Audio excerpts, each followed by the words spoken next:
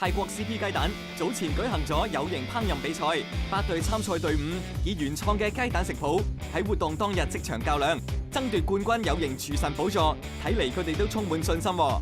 咁我哋咧今次咧設計菜式嘅主題咧，都係圍繞翻今次比賽嗰個主題係要創新啦、健康有營養嘅。咁首先好多謝大會啦，咁有個機會入到8強，咁希望今日可以做出一個好嘅成績啦。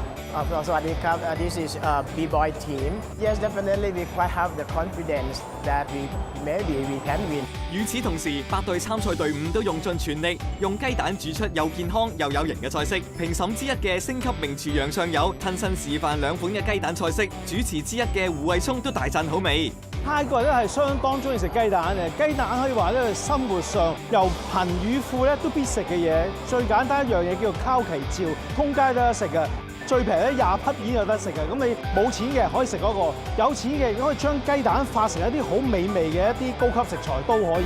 2位評審藝人蝦頭、人氣營養師吳耀芬亦都親臨現場為參賽者打氣。好開心咧，可以嚟到呢一個烹飪比賽咧，做一個評審啦，睇下大家今日有冇啲咩特別嘅創意可以令到我覺得哇咁都諗到或者咁好味嘅。經過一輪激烈嘅比拼，冠亞季軍隊伍順利產生，恭喜樹蛋頭隊奪得冠軍。佢哋除咗得到有型廚神獎杯，佢哋仲可以得到現金獎同埋豐富禮物作為獎勵。都好滿意啦，亦都好多謝評判團嘅意見啦，同埋都好欣賞我哋嘅菜式，咁我哋都好感恩啦，多謝晒咁多位啦。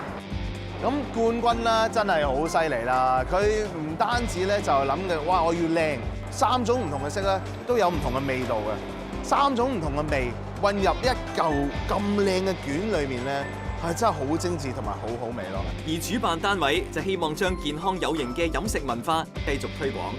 We would like to introduce to Hong Kong consumer that eggs not only eggs. We can have a variety of the healthy menu for an egg. If this is the good things for the consumer to consume the egg, we are going to have the CP Festival and all the consumer are welcome. Next one.